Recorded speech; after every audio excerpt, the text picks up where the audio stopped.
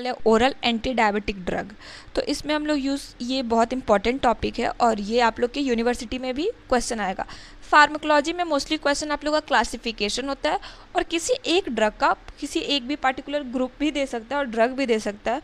उसको ये लोग उसका side effect, mechanism of action, फिर फार्माकोकाइनेटिक एक्शन पूछ सकता है। तो ये आप लोग के लिए इंपॉर्टेंट टॉपिक है, तो इसको आप लोग ध्यान से पढ़िएगा।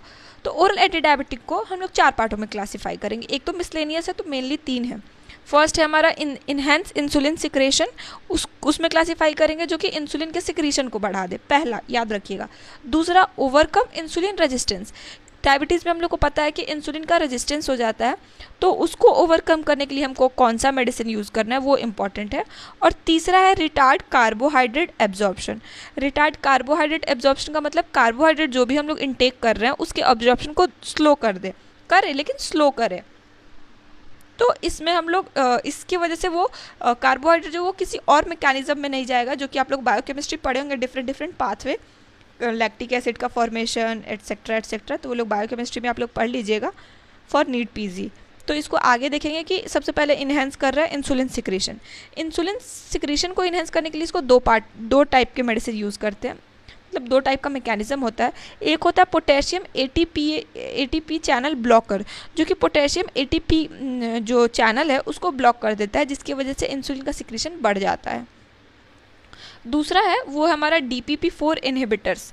DPP का मतलब डाईपेप्टिडाइल पेप्टाइडेज 4, ये एक एंजाइम होता है, इसको इनहिबिट करता है, जिसकी वजह से इंसुलिन का सिक्रीशन इंक्रीज हो जाता है। बाकी इन दोनों के अंदर जो भी ड्रग्स है उसको हम लोग आगे डिस्कस करेंगे। फिर इंसुलिन रेजिस्टेंस को कैसे ओवरकम करता है, इसके लिए हम लोग 2 यूज़ करते हैं, एक बाइगुआनाइड्स, दूसरा थायाजोलिडीनोन वाला, ठीक है। तो जो बाइगुआनाइड्स होता है ये मोस्टली यूज़ होता है आप सबको, जिसके भी फैमिली में या फिर कहीं भी अगर कोई हिस्ट्री होगा डायबिटिक का तो उसको पता होगा कि मेटफॉर्मिन ये बहुत ज़्यादा यूज़ होता है। इंडिविजुअली तो यूज़ नहीं करते हैं, लेकिन मोस्ट ऑफ द कॉम्पोजिशन में ये प्रेजेंट होता है। और जितने भी डायबिटीज़ के ड्रग होते हैं उसमें मेटफॉर्मिन होना कंपलसरी है।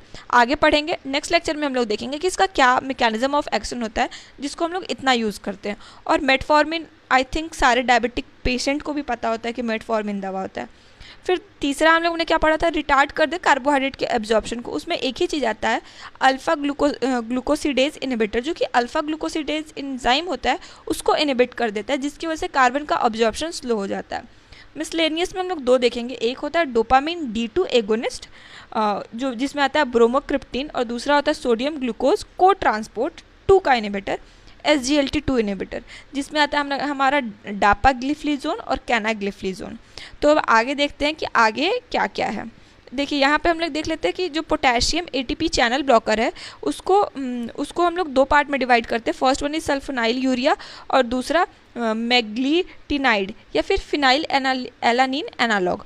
तो अब आगे देखते हैं, इन्हेंस करता है जो इंसुलिन सिक्रीशन को, उसमें 3 कैटेगरीज आते हैं। First one is sulfonyl urea. Sulfonyl urea में देखें तो हमको सारे ड्रग्स याद करने की ज़रूरत नहीं है, लेकिन मोस्ट ऑफ द टाइम याद कोशिश कीजिएगा, क्योंकि MCQ में भी यह आ सकता है, तो उसके लिए ये आप लोग को ईजी रहेगा। तो इसमें हम लोग देख सकते हैं कि जो सल्फोनाइल यूरिया है उसमें क्या क्या आएगा। तो इसके लिए पहले ये तीनों ग्रुप को है उसके लिए हम लोग क्लासीफाई किया है निमोनिक्स है। Some people dream insulin, some people से हो गया सम से हो गया सल्फोनाइल यूरिया, पीपल से हो गया फिनाइल एलानिन एनालॉग, ड्रीम से हो गया डाईपेप्टाइल पेप्टाइडेज, और इंसुलिन से हो गया इनहेंस करता है इंसुलिन सिक्रीशन को, ठीक है। तो सबसे पहले सल्फोनाइल यूरिया देखेंगे। सल्फोनाइल यूरिया में GT रोड जाना है ना आप लोग को, तो आप लोग सल्फोनाइल से GT रोड जा सकते हैं। तो GT रोड के लिए हम लोग क्या यूज़ करेंगे, 3 G है, तो 4 वैसे एक छोड़ सकते हैं, तो उसके लिए लेकिन आप लोग को पता होना चाहिए कि GT वाला है जो वो सल्फोनाइल यूरिया है। MCQ में ये आप लोग को हेल्प करेगा। तो इसमें मैंने तो ये 3 याद किया, आप चाहे तो कोई भी तीन कर सकते हैं। ग्लिप्लीजिमाइड, देखिए सब में आइड सब में लगा हुआ है, आइड, तो ये आइड वाला है वो सारा सल्फोनाइल यूरिया है, तो इससे भी आप लोग याद कर सकते हैं। लेकिन ट्रिक के लिए एक T से हमारा टोलब्यूटामाइड, GT रोड, T से टोलब्यूटामाइड, G से ग्लिप्पिजाइड, टोलब्यूटामाइड 2 हुआ। तीसरा से ग्लिमीपिराइड, ग्लिप्लीजाइड, टॉलब्यूटामाइड, 3 याद किया, ग्लीक्लाजाइड। ग्लीक्लाजाइड याद करना थोड़ा डिफिकल्ट है, बट आप लोग 1-2 बार याद कीजिएगा तो हो जाएगा। फिर हम लोग देखेंगे सम पीपल। पीपल से आ गया फिनाइल एलानिन एनालॉग, जिसको हम लोग बोलते हैं मिग्लिटिनाइड। तो इसके लिए मैंने निमोनिक बनाया नॉट रिप्लेस मी से हो गया मिग्लिटिनाइड, मिग्लिटिनाइड में आ गया नॉट रिप्लेस मी, एम से आ गया ME मिग्लिटिनाइड। उसके बाद से फिर आ गया हमारा नॉट रिप्लेस, नॉट से आ गया, नॉट का स्पेलिंग यहाँ पे उससे मैच किया तो स्पेलिंग का वो नहीं कीजिएगा, तो इससे आ गया नेटिग्लिनाइड, नॉट से आ गया नेटिग्लिनाइड, रिप्लेस से आ गया रिपाग्लिनाइड। इसमें देखिए, इसमें ग्लिनाइड कॉमन है, तो आप लोग इससे आ सकते हैं, इसमें आइड कॉमन है, इसमें ग्लिनाइड कॉमन है। आइड किस में कॉमन है? सल्फोनाइल यूरा में। ग्लिनाइड किस में कॉमन है? मिग्लिटिनाइड में।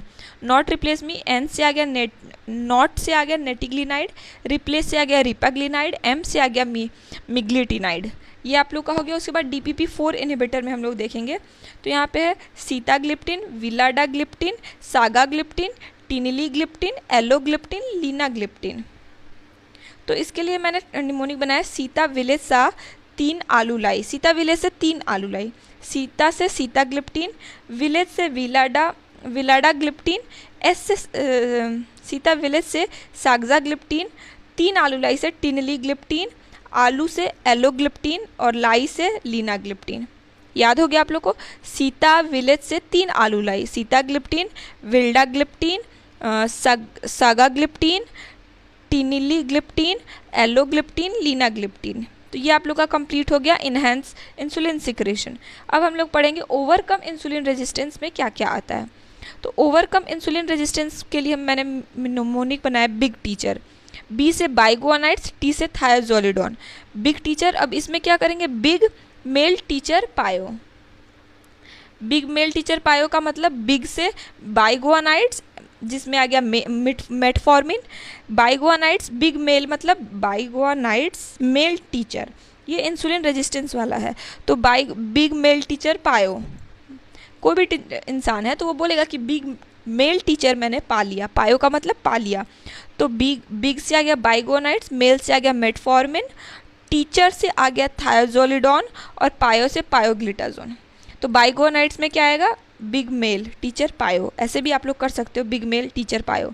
तो बिग से बाइगुआनाइड्स में मेटफॉर्मिन और थायोजोलिडोन में पायोग्लिटाजोन। ये हो गया। तीसरा हमारा है रिटार्ड करता है कार्बोहाइड्रेट एब्जॉर्प्शन, जैसा कि हम लोगों ने क्लासिफिकेशन में पढ़ा था, रिटार्ड करता है कार्बोहाइड्रेट एब्जॉर्प्शन। तो इसका निमोनिक से कार में आंटी ने ग्लूकोज की वॉमिटिंग की, तो कार का मतलब रिटार्ड किया कार्बोहाइड्रेट के एब्जॉर्प्शन को, ठीक है।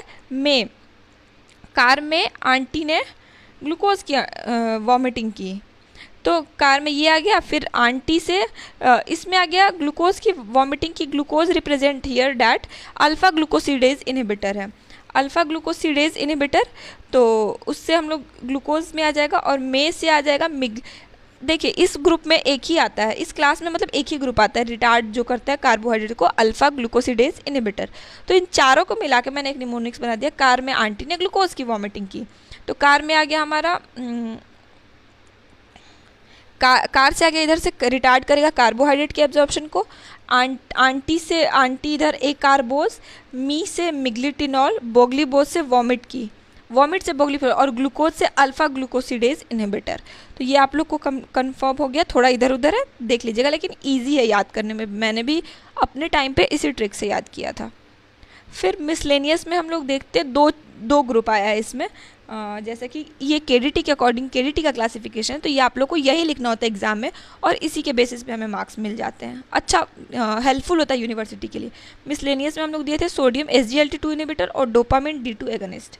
तो इसमें जो होता है वो हम लोग का 2 चीज़ था, तो निमोनिक्स मिसलेनियस लिखिएगा, उसमें स्वीडिस लिख दीजिएगा। मिस ने स्वीडिस दिया, ठीक है। स्वीडिस में आ गया सोडियम ग्लूकोज को ट्रांसपोर्ट इनहिबिटर, जिसमें हम लोग कैन में डाप पानी पिए। डाप इज़ व्हाट, लोकल लैंग्वेज में कोकोनट वाटर को डाप बोलते हैं। तो उसके लिए हम लोग निमोनिक्स आ गया स्वीडिस। तो एस से हमारा हो गया सोडियम ग्लूकोज को ट्रांसपोर्ट इनहिबिटर। को ट्रांसपोर्ट का मतलब हुआ कि वो सेम डायरेक्शन में ट्रांसपोर्ट करता है। और को ट्रांसपोर्ट, एंटी ट्रांसपोर्ट बायोकेम और फिजियोलॉजी दोनों में पढ़ा होगा, तो याद होगा। बाकी आगे के लेक्चर में हम लोग इसको डिस्कस करेंगे। तो इसमें आ गया सोडियम, इसमें आ गया केन में डाप पिया, केन से कैनाग्लिप्लोजिन और डाप से डापाग्लिप्लोजिन। ठीक है, ये आप लोग को हो गया स्वीट डिश से एस वाला पार्ट कंप्लीट कर दिया। अब डी वाला देखेंगे। डिश से आएगा डोपामिन D2 एगोनिस्ट, जिसमें आता है ब्रोमोक्रिप्टेन। इसके लिए एक ही है तो इसको याद हो सकता है, डोपामिन।